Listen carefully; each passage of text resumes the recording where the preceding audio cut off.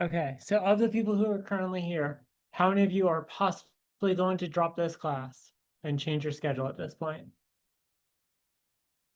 Great, cool, awesome. Then I can tell admissions that, and then they will actually add you to the lab officially on your calendar and like schedule, and then you can actually access the lab Moodle, which is a whole other thing. But cool, awesome. I will do that. Um, one of the things that tomorrow we are going to start labs for the first time. Tomorrow we'll definitely go over like a safety training in the beginning of this, and we're really like working with water and pennies for the first lab. That's about it. So it's gonna be really simple. And the second lab we're working with Gatorade. So we're really not keeping it, too hard at this point. But please remember when we are working in labs, we are going to wear closed-toed shoes and also long pants. So that will be something that is going to be enforced a lot more as we start working with more dangerous chemicals and things like that. But please try to remember closed-toed shoes, long pants at the minimum. Um, any questions on that? Yeah. Like preferred materials for the pants. Not really. It's just that it hopefully if you spill a chemical, it doesn't go right directly onto your bare skin. Um, some minor buffer beforehand. Um, that said, we do technically have a Moodle page for both the class and the lab. And I wanted to ask y'all's opinion on whether or not you want me to actually use the lab Moodle, or do you want to keep everything centralized into just the one Moodle page? So we can pretty easily just like, for my style of things, I would just be adding an extra, like for this week, have an extra thing that says Tuesday lab, here's all the lab notes and things like that that you would need to know. Um, is there any preferences for having one Moodle page versus two? So I'm going to start off with just having everything together on one Moodle page. Who would prefer that? Okay, yeah, who wants two separate ones then? All right, so we're only going to exclusively use this one Moodle page then. Everything you need, I will make sure that the lab notes get uploaded onto this one. So you only have to go to and check onto one place. Um, Yeah, cool. That's kind of all I got for like little housekeeping things for now, at least.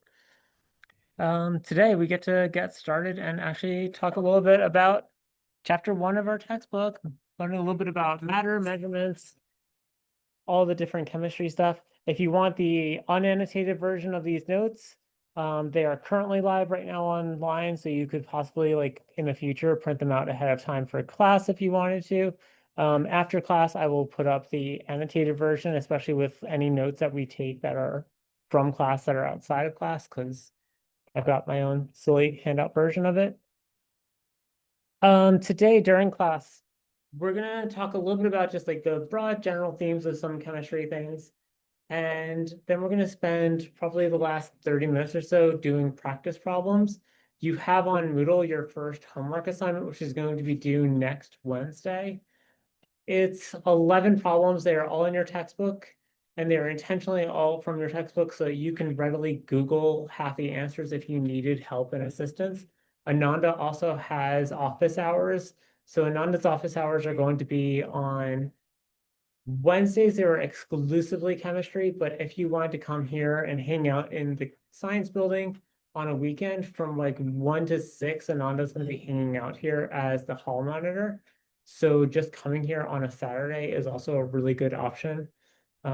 If you need a thing to do on your weekends and stuff like that, come hang out in the science building. Um, yeah, any questions about that?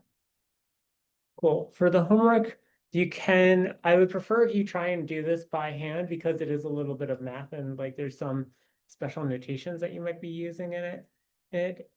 Um, what I would like from you is to at least write out a brief gist of the question.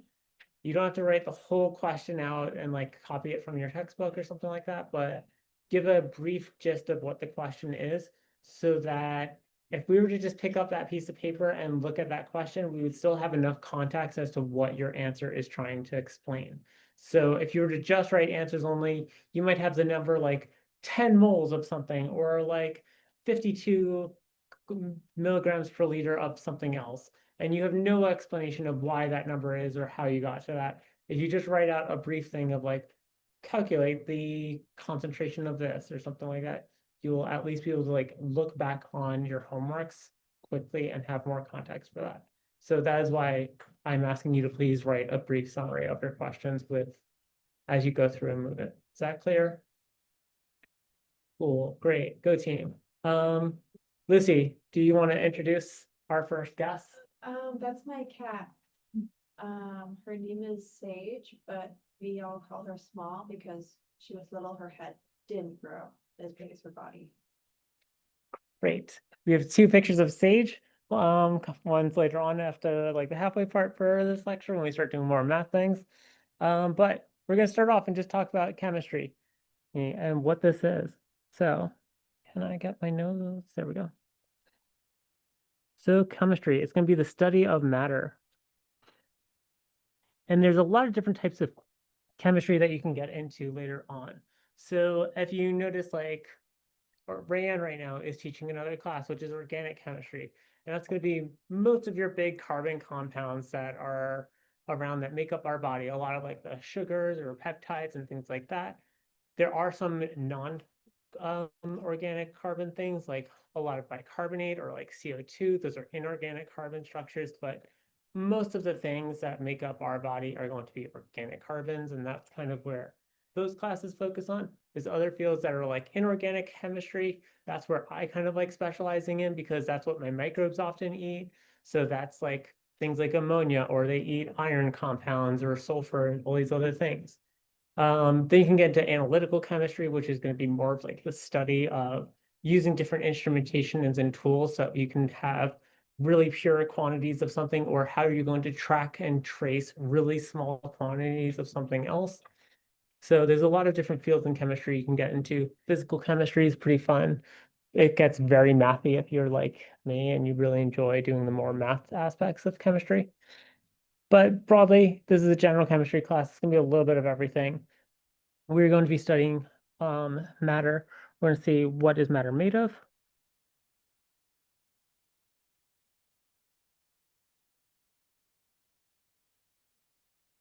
We're going to talk about the structure and constituents. And we're also going to try to talk a little bit about how can we predict a chemical composition's behavior. So if it has certain functional groups, how is it going to behave in the environment? Or how might it, what temperatures might it react to? So we might try to predict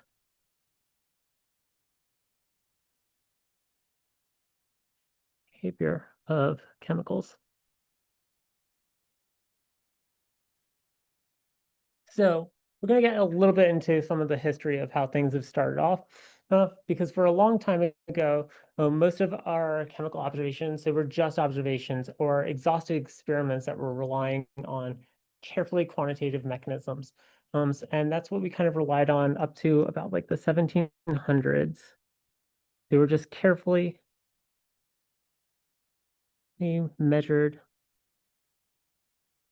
quantitative experiments.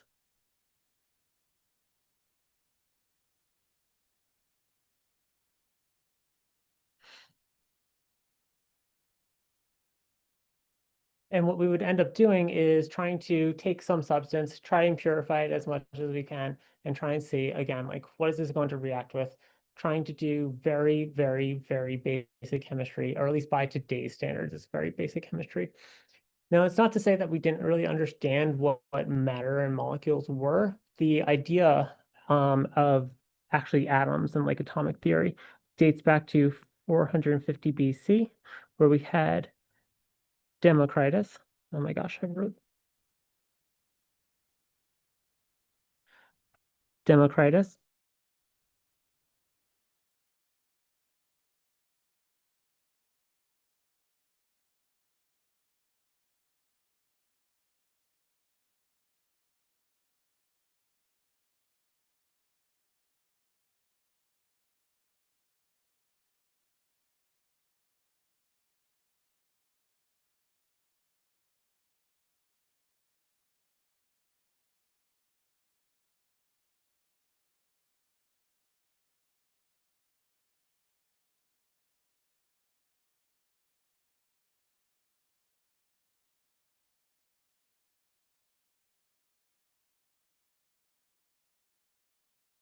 doing what you're doing, Zoom. All right. Hopefully Zoom is actually recording. We'll see later on if Zoom cut out for some weird reason. Where if we were to go and cut things down into smaller and smaller objects, there should be one thing that is as small as you can possibly get. And that's what our first theory was that there was going to be these atoms, these tiny indivisible solid objects. We were able to hypothesize about this way long ago. And like even Aristotle ended up expanding on this idea.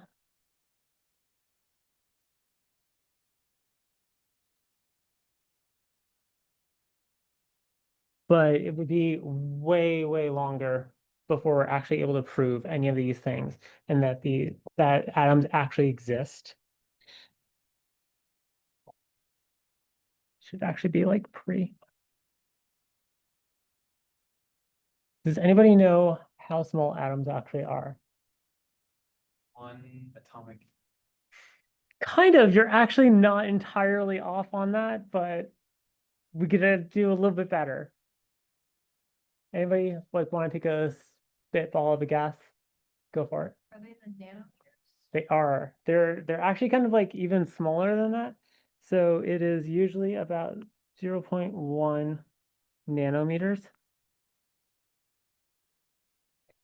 Or it is about 10 to the negative 10th meters. Could you convert 0.1 nanometers? What can we convert it to? I don't know the next measurement, but. So we could technically do something like what you're saying, which is 100 picometers. Oh. We'll get there But later, that's more. but that's a little bit more complex. So we actually have a different unit that we like to use, which most of our atoms are 0 to 3 angstroms. STR, my gosh. You get to watch me make lots of fun spelling errors throughout this class, so enjoy it while you can. So, 0 to 3? sorry, 1 to 3, 1 to 3 angstroms, and an angstrom is going to equal, or we'll do 1 angstrom.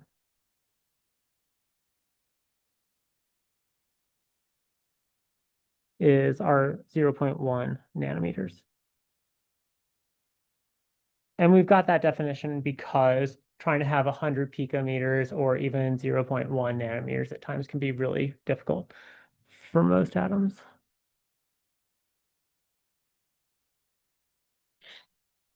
So if I was to take a centimeter, got a tiny little centimeter, no bigger than like your thumb's long or so. How many atoms can we actually cram in there? Anybody maybe good at math and can do some of the like powers on that? What was the question? If I got 1 centimeter, how many atoms could we possibly line up in there? At least 2. At least 2. Okay, great. We've got a ballpark answer. At least 2. Does anybody have an upper bound? Yeah. Nanometers are a billionth of a meter, right? Yes. More than that. Okay. Nano.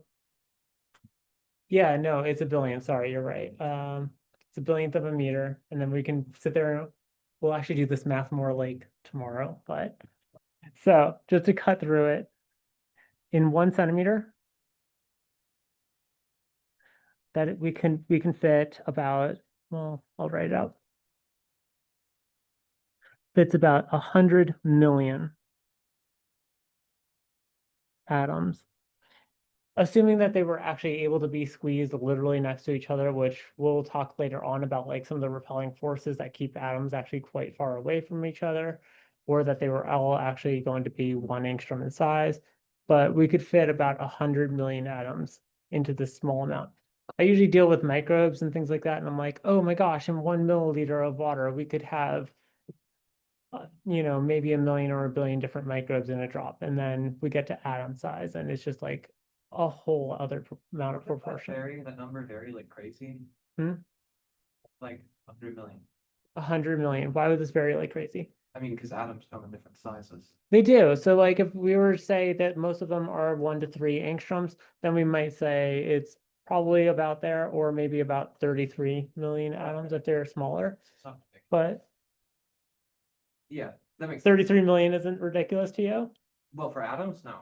No? Okay, I think it's pretty big. Well, yeah, But- I mean, but they're atoms. But they're atoms They're and pretty we're gonna, small. You gotta they are consider pretty it. small. Thank you. Yeah, cool. So we need to figure out some ways that we're going to actually understand how we're going to understand the different properties and the ways that these different atoms are going to interact together. So as we started getting into the 1700s and we had what is going to be the rise of truly quantitative sciences, is we came up with a couple different things. So we're going to start off with the rise of quantitative science.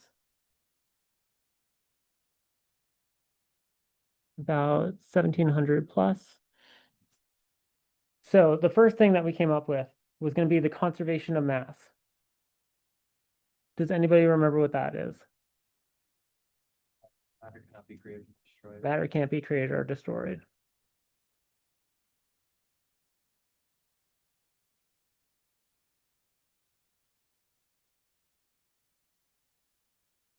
Awesome. But we had a couple problems then, especially in like the 1700s. And one of the biggest problems that they really didn't quite understand was gases at the times. So gases obscured this phenomenon.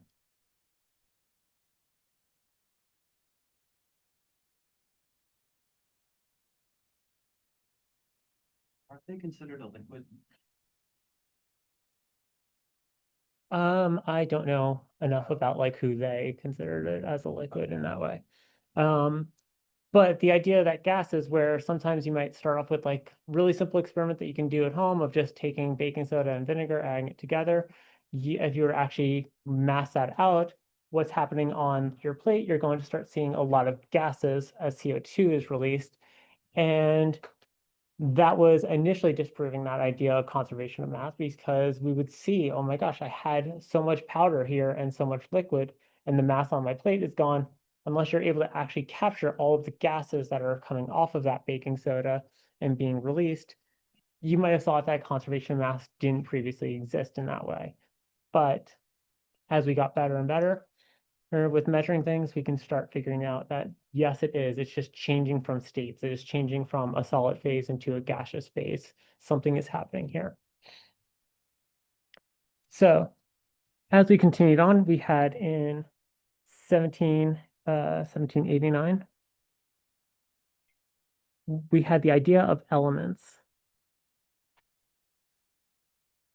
And the idea is starting to shape up to be similar to what we have in our periodic table, where there are some pure elements, something that is an atom that cannot be changed in its own structure or in shape. So at this time, we had 23 elements that we were able to actually like quantify and detect and determine. Before this time, we kind of treated it like Avatar Kingdoms, where there used to be the 4 core elements that we all knew were definitely making up the world of just our earth, air, fire, and water. And then we started transforming this into this modern concept where there is now 23 elements at this point. And then it started changing into our modern theories where we get into 1804. We've got this guy. Let's bring you over. We have Dalton. We have Dalton's atomic theory.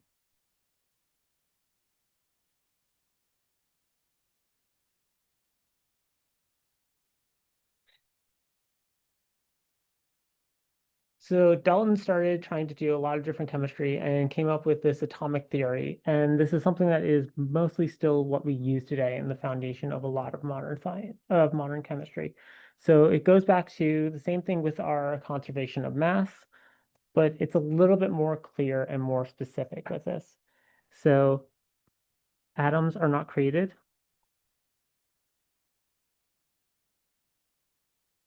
They are not destroyed. Transmuted or transmuted. So if I have a molecule that is hydrogen, it is always going to be hydrogen. And that was how Dalton was starting to view this part. It's not going to suddenly become an oxygen molecule or anything else. Number 2, atoms of an element have identical properties.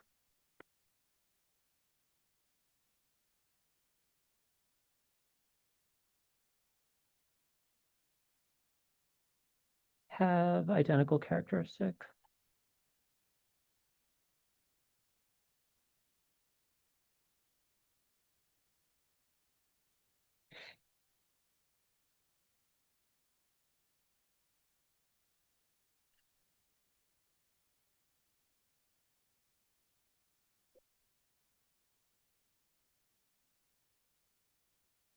So what this was trying to refute was that if all of us had our own hydrogen like atoms together, all of our hydrogens should act exactly the same, so that if we are actually dealing with the same element here or anywhere else, they are all going to behave in identical ways. It's not like your hydrogens or your oxygens are going to behave any differently than mine. So at least that we are having some unifying system for us today. And the third part is that atoms of various elements combine in specific ratios to form compounds, which determine their properties.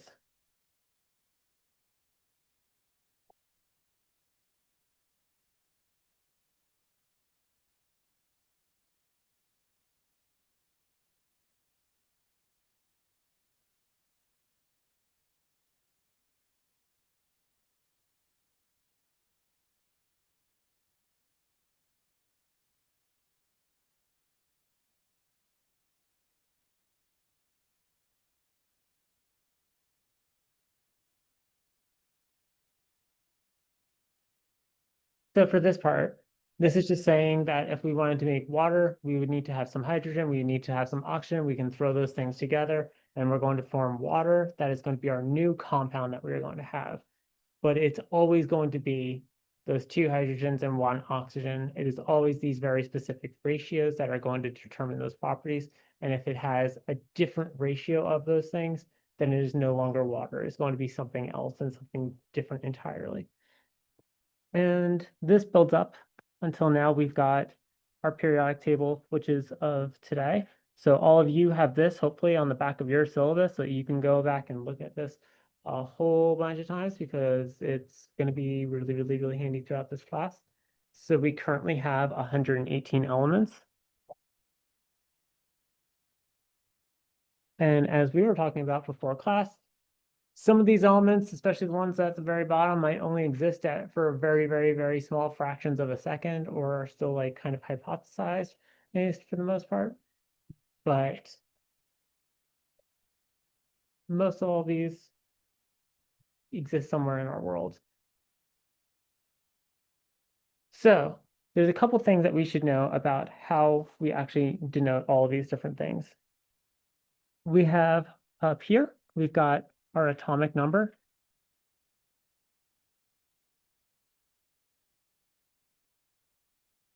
And then down here, we have the atomic mass.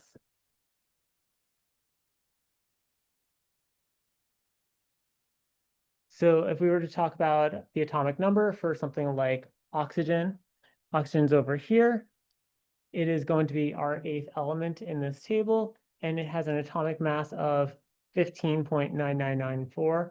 Most of the time when we're working in this class, we don't really care about all those decimals. We might just round up and say it has an atomic mass of 16 grams per mole. We're good with that. We'll work with that. That is actually an important part, though. We should say that our atomic mass is going to be in grams per mole. So we actually know what our units are.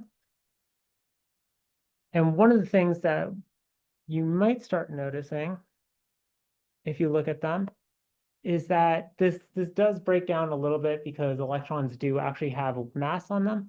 But most of our atoms are made up of 3 things. There's going to be our proton, our neutron, and electrons. Protons and neutrons typically make up the biggest amount of our mass for them.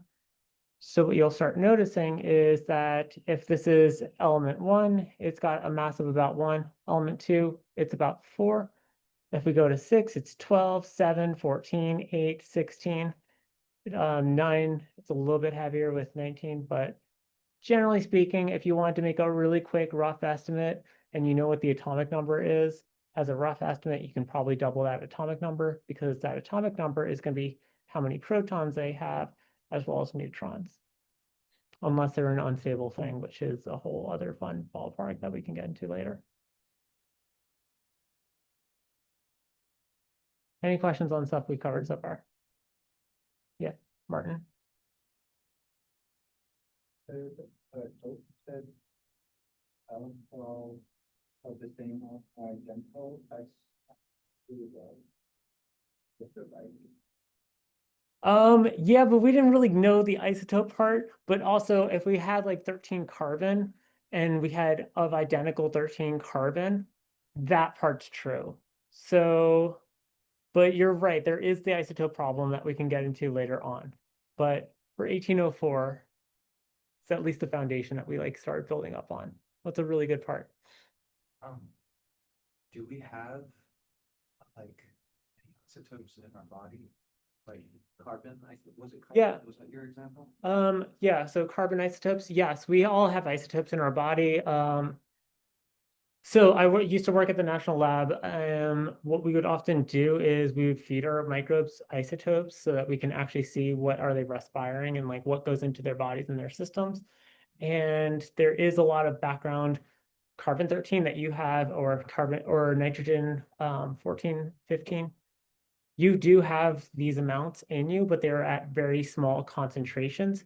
What's cool and interesting is that living organisms have a slightly different ratio than of how much carbon 13 versus carbon 12 they would actually have than, say, certain rocks or other plant material. So you can actually tell the difference, like when you're looking for microbes essentially in like a really small amount and you're trying to find them.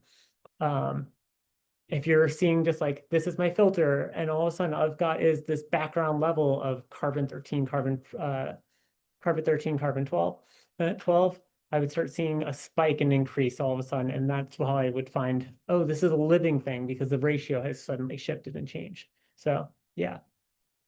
Yeah. So atoms, with the exception of like isotopes, I guess, tend to have the same amount of protons and neutrons, or Do they have the same? So if you want how many neutrons they have, it's going to be actually their atomic number. how many neutrons? Neutrons and protons, generally, if they are stable and not a specific isotope. But generally, yes. So like, So like carbon, oxygen should have 8 protons and 8 neutrons, and hopefully 8 electrons, okay, if it's going to be no charge. Well, we'll get to that. and that's like, doesn't always apply, but it's not usually, but at least. Yeah, there's a couple different trends that we'll talk about, but that's literally Wednesday and Monday next week's problems. Today's supposed to be more math and just like getting us up to speed on things. So, okay, where are we going? All right, I'm gonna bring this up.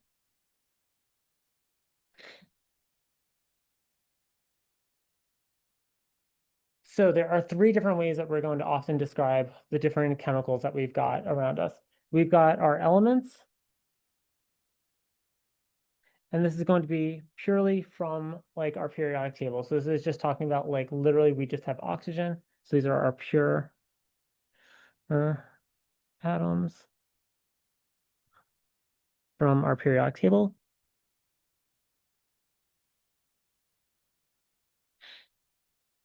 We're going to also deal a lot with our compounds. And that is going to be made up of different elements. So that is going to be strict ratios.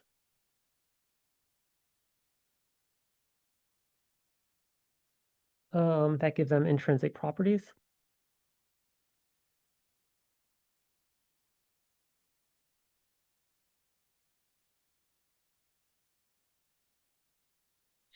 So that might just be things like their color, density. You might have their hardness or heat capacity.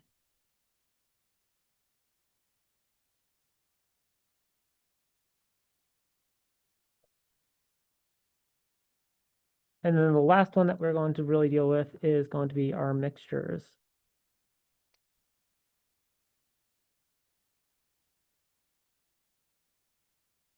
I made that look worse somehow.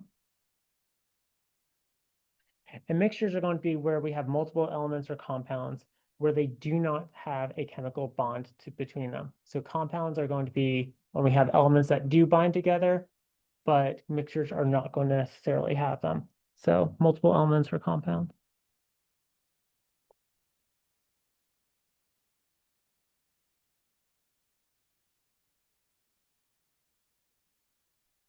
Compounds.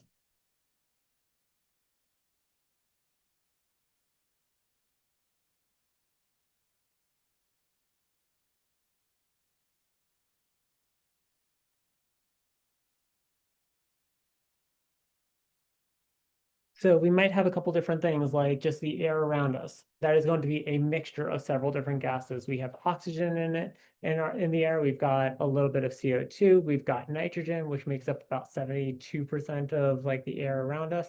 That is going to be a mixture of several different compounds together. So like the distinction between these three things at least reasonably makes sense. Cool, great, love it. So we've got a couple different things over here as just like examples straight out of your textbook. We've got things like iodine, which is going to be one element together, but when it is bound together like that, is going to create a solid. So it is going to be something that can be, well, these are all just like different things that are in different states. So we've got one that is going to be a solid, one that's a liquid, and one that's gas here. I had a couple other examples of just like if you've ever poured water and ethanol together or water and oils and things like that, where they don't actually chemically bond, they stay separate from those two spaces. Yeah, mixtures, elements, compounds, reasonably simple. Cool. Then we are going to jump ahead to the next part of our notes where we start doing some math with this stuff and then just like how are we going to measure these things in basic ways? Who here feels really fun and comfortable with their math skills in algebra? Great, cool. Well, we're going to take it easy and we're going to do a bunch of practice problems together so we can get through this. But I have lots of little calculators if you want to do this because we're going to have several practice problems. Would anybody like a calculator? Great. Please just bring them back, but like take one, move it along. This is still Lucy. Lucy, who's the other cat? That's the younger cat, his name is Dax. It's short for pterodactyl. Love it. Great. I love their story.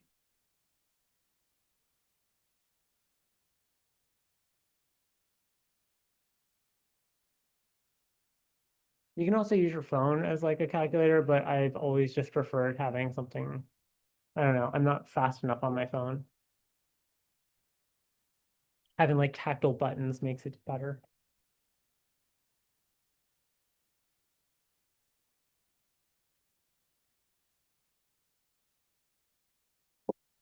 Cool, awesome. Please make sure I get them back after class, but I will bring them to class as often as I reasonably can. So we need to figure out ways how we are going to actually measure and quantify chemicals. And we're going to do this practically tomorrow in lab. So our first lab, we're going to be just trying to use a bunch of different glassware to see which ones are best for measuring different chemicals that we've got, or what are the different types of analytical scales and balances that we've got to measure different weights and things like that. But we've got our 7 fundamental units of measurement. So we've got length. So that would be how we describe different lengths or volumes or areas of a space. We've got mass. So it's not exactly how much we weigh. Who here knows the difference between mass and weight? Taking a physics class? Someone want to be bold and tell us what's the difference? I don't want to say it. But Hey. I took physics though. Yeah. Mass is like the amount of matter, but then weight is like the amount of matter plus the weight of gravity. Yeah. Amount that, so what gravity exerts on you while you're standing on Earth's surface. Yes. I realize you were using plus as like, but I'm gonna say it's Yeah, times right. the force of gravity.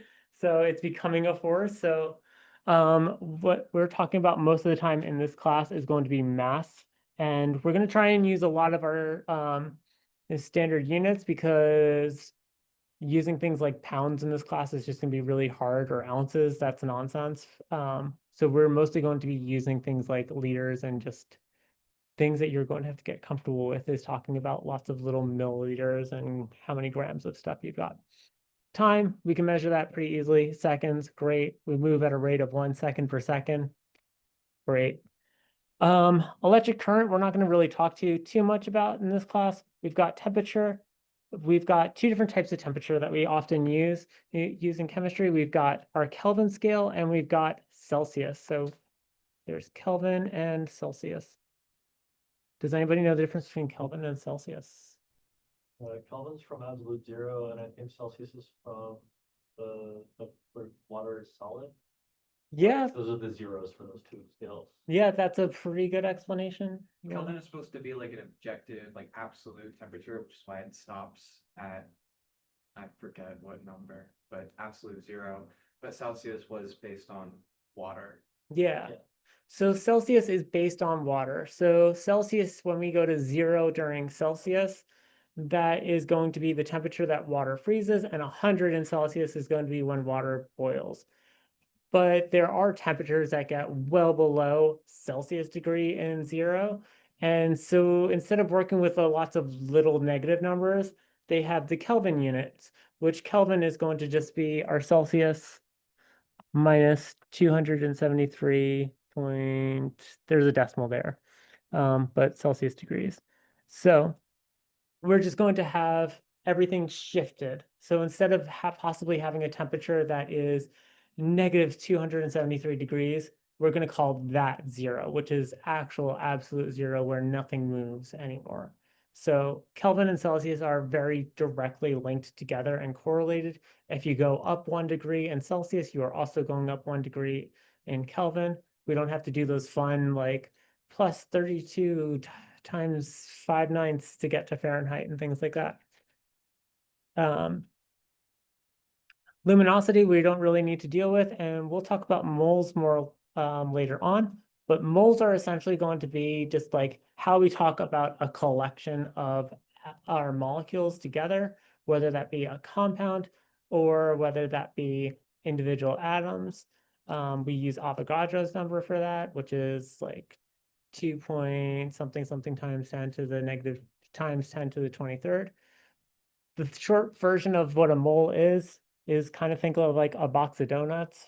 If I wanted to order 144 donuts or something like that, I don't want to try to have 144, or like I don't want to keep using such big numbers like 144 for that. I just want to say I need 12 dozen, and a box is going to contain 12 donuts, hopefully like that.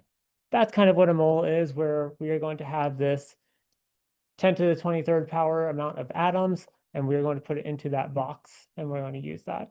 But we'll deal with that a little bit later. So the things that we're going to commonly use in this class are going to be things like our grams. We'll use milligrams and micrograms sometimes. So that little mu over there, that like kind of weird U shape, that one is mu for our micrograms. We're often going to use volume. Sometimes we'll use volume in the sense of just like a room being this size or dimensions and things like that. Tomorrow I'll have you measure like the dimensions of pennies, or at least it's written on your notes already for you. But volume, what we often use is going to be more like milliliters and liters, where we talk about volumes of water and liquid we're going to be containing. Although we might do some gaseous stuff where you might actually have to think of like how much space is in a pressurized vehicle for our like gas. Then we're going to use some specialized units like density. So density is going to be kind of combining our volumes and our masses together. So it is the mass per volume.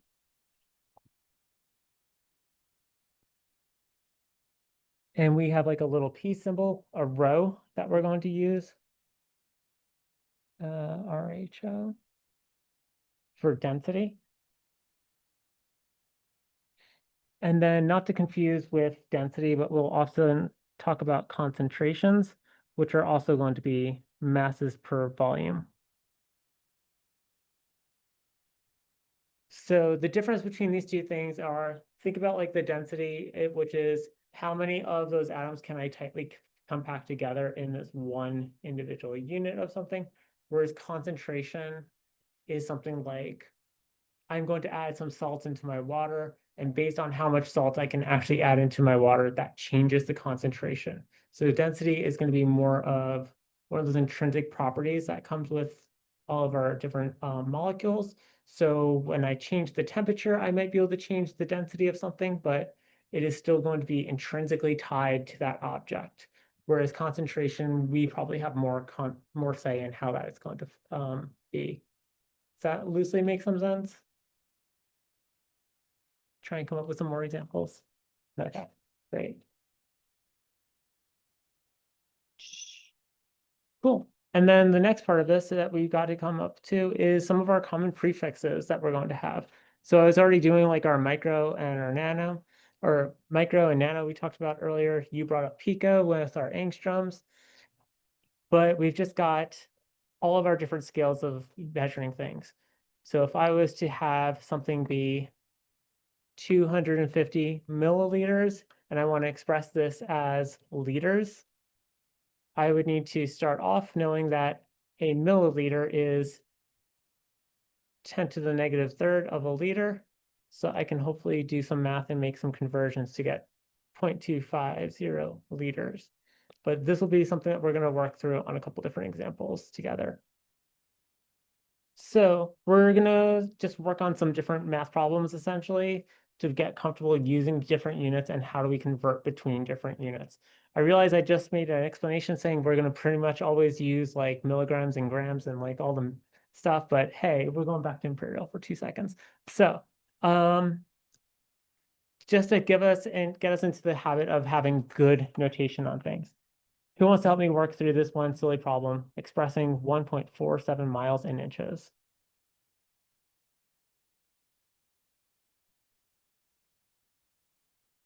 Who can help me?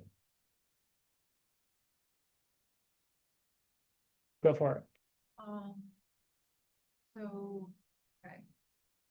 Let's start with how many feet are in a mile? Who knows that one? Great. So there's 5,280 feet per mile.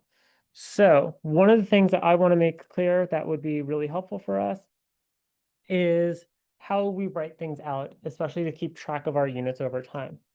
So I'm going to put this down as 5,280 feet per mile. And this way, when I do the actual calculation, I can, come on, you just have my notes. There we go. I can cross out my miles at least, and I'm only left with feet so that I am now able to keep track of my units a little bit better. How many feet are in, or how many inches are in a foot? Great. So then we're going to have our 12 inches per feet, even though it's foot, whatever. And again, I can now cross out my feet and I'm left with only inches. We're going to multiply things together. So we'll do 1.47 times all these things. And you've got little calculators that you can probably plug and chug your way through. Let me know when you get a number.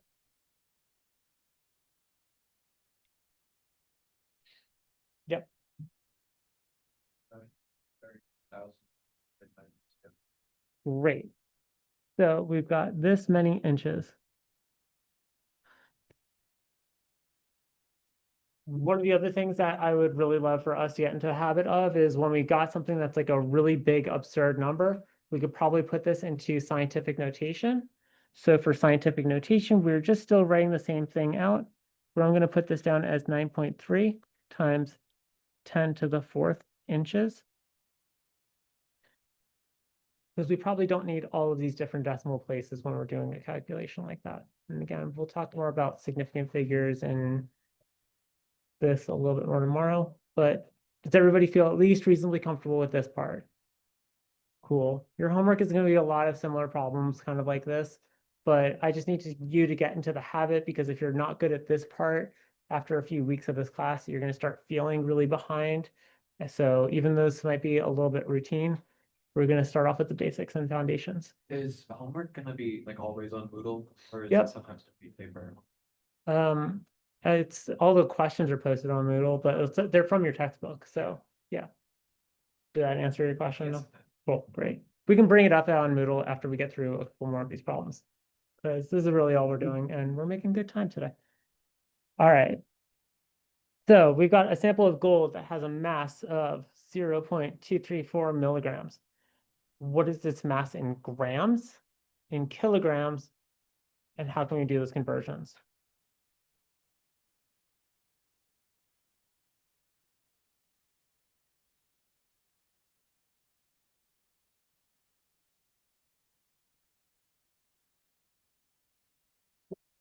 So how do I convert from milligrams to grams? Or how many milligrams are in a gram? We have 1,000. Cool. So for this, we're going to try to, again, do the same thing that we were doing, but here our numbers are getting much bigger because there were more feet per mile, but that's not going to be the case for this situation, where here we've got 1,000 milligrams per 1 gram. And if we want to express this again as kilograms, then we need to now then have 1,000 grams per kilogram. So instead of multiplying all these things together, we are going to start dividing them out. So for this first one, we would then shift our decimal place over 3 times essentially. And we would get 2.3, oh my gosh. 2.34 times 10 to the negative 4th grams, or 2.34 times 10 to the negative 7th kilograms. So really, really, really small weights if we were to actually math this all out. Cool. For this next one, what I would love for you all to do is try and work this out as best as you reasonably can on your own. But you can also talk to the people around you. And then I'm going to give you like 2 or 3 minutes to do this problem before someone gives me some help on how we're going to figure this one out together. Cool.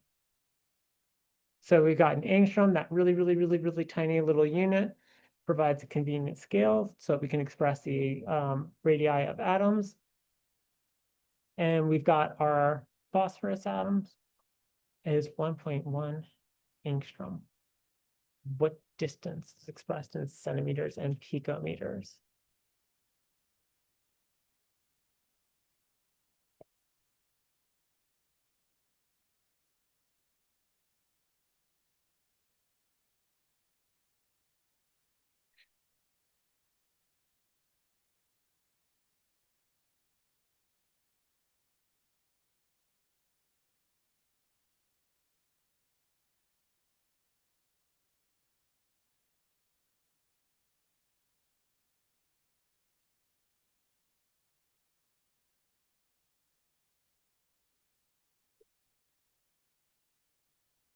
All of these are going to be like straight from your textbook. I'm going to try and use I'm going to try and stick to your textbook so if you ever need to go back, you have a thing to quickly reference.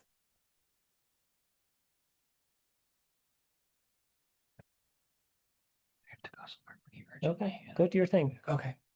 I don't know how it works here. You're good.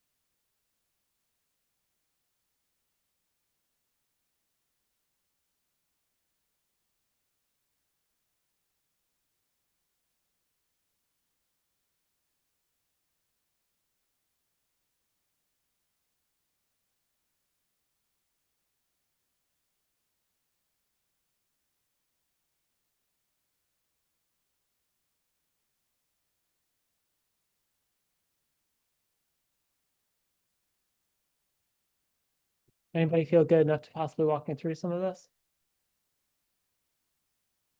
Very good question. Still writing the question, okay.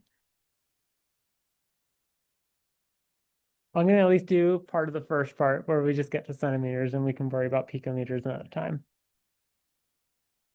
So we've got 1.1 angstroms. I know from my notes that 1 angstrom is going to be equal to 10 to the negative 10th meters. It also kind of says it right there. And then we've also got right here, we've got written is that we know that 1 centimeter is 10 to the negative 2 meters, or we can kind of like re-express this as 1 meter is equal to 100 centimeter. Then we should be able to just math that away. 1.1 times 10 to the negative 8th centimeters. Yeah. Did you do the picometer one or? Oh, okay, cool. Or did you have a different question and that's what you're trying to tell me? No, I was trying to think of how to say it. It's like 11. 11.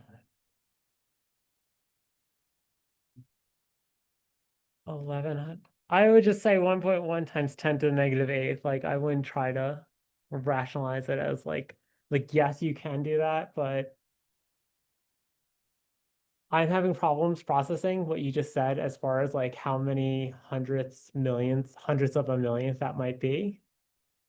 And so that's not going to be like a good, clear communication for us. So it's easier for us to just communicate and be like, it's either 1.1 angstrom, or if you need to know it in centimeters for some reason, do 10 to the negative 8th.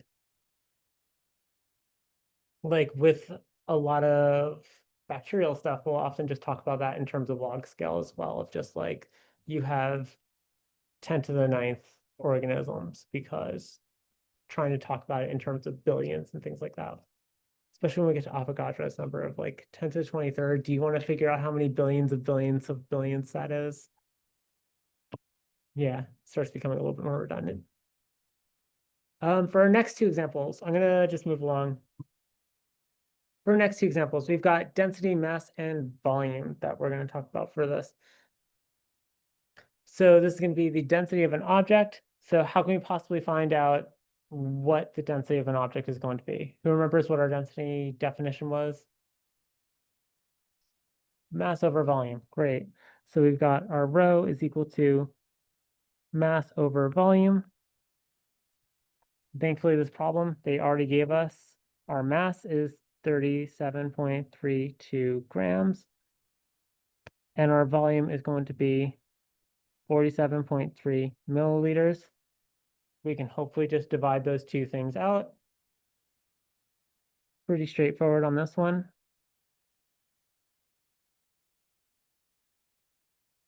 And we'll get 0.789 grams per milliliter.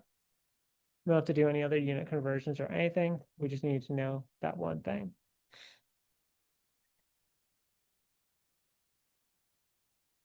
Yeah.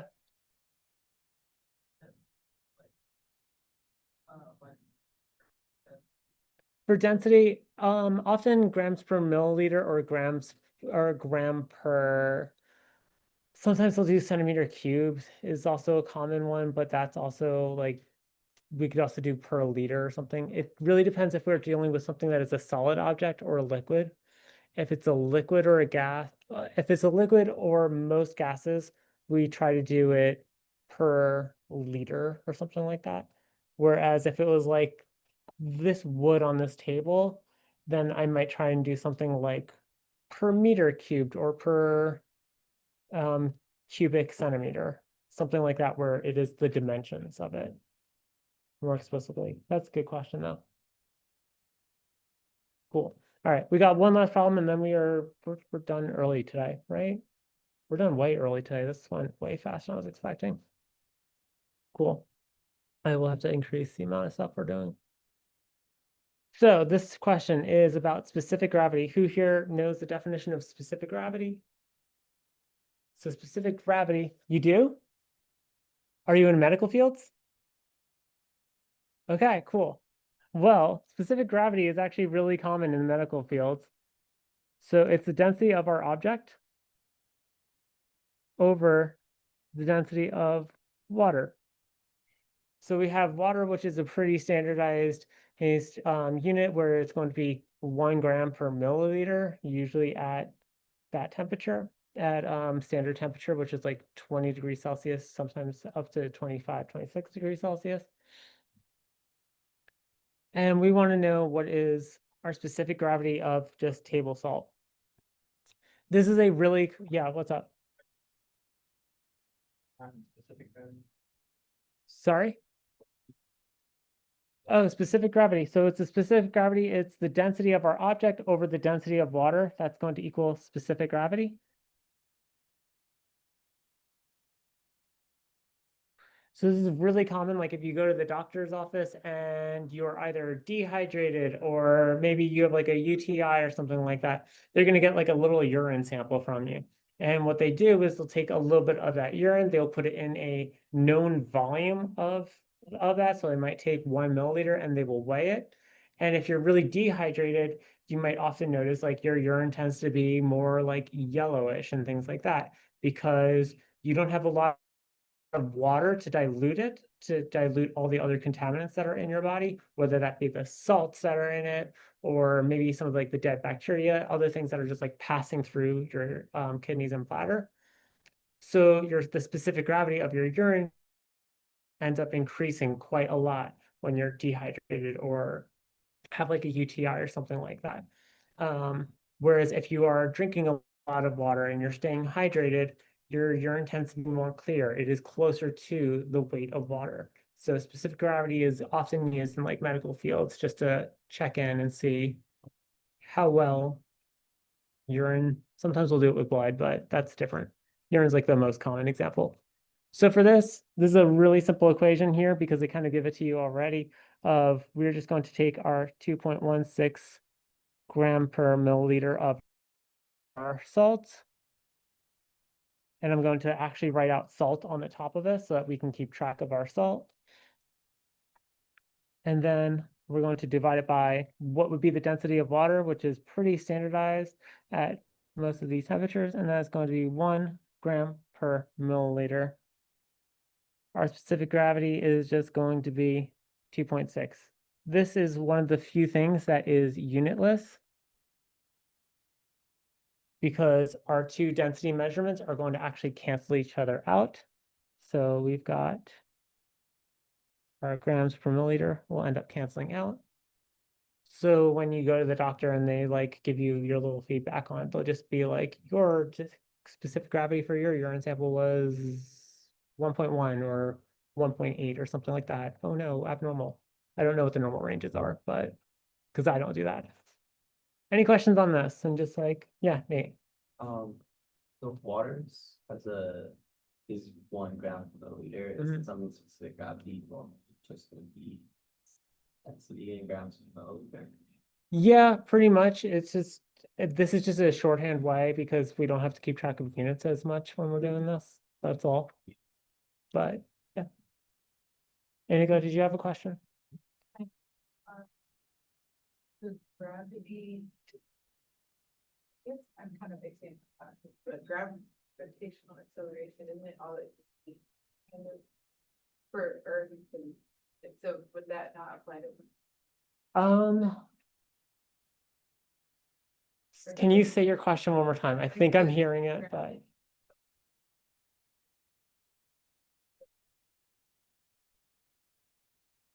so okay. So here's what I'm hearing.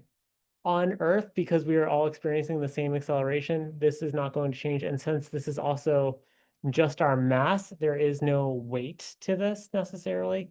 That's where the gravity would come in to play. But yeah, this could change a little bit if we were to compare like what would be the density of or the specific gravity of a urine sample on Mars versus Earth.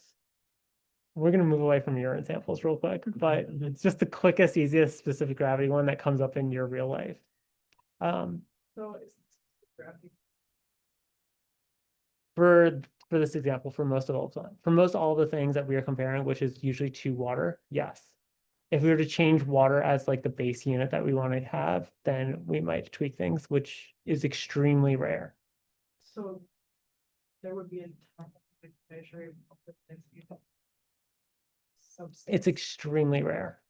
It's like niche specialized fields. Yeah. Cool. Let's talk about tomorrow then, real quick. So it was, yeah, we got like 20 minutes. So like, Luther at this. So tomorrow for our lab, it's going to be a pretty basic one just because it is our first lab. It is more about making sure that you know where everything is in your drawers in the chemistry space, as well as being able to actually use them for later on stuff.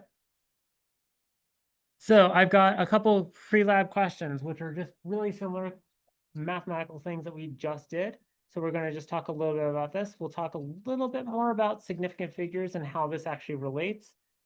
The long story short of this is that if I tell you to measure out 4 grams and I give it to you as 4 grams like this version has one significant figure on it, because so if you are off and you give me like 4.1 or 3.9 grams, they're all about the same thing as 4 grams. But if I tell you we are making standards and I need you to be really specific and I give you 4.00 grams, you better actually get me 4.00 grams, because that has 3 significant figures. Those zeros mean something in this context.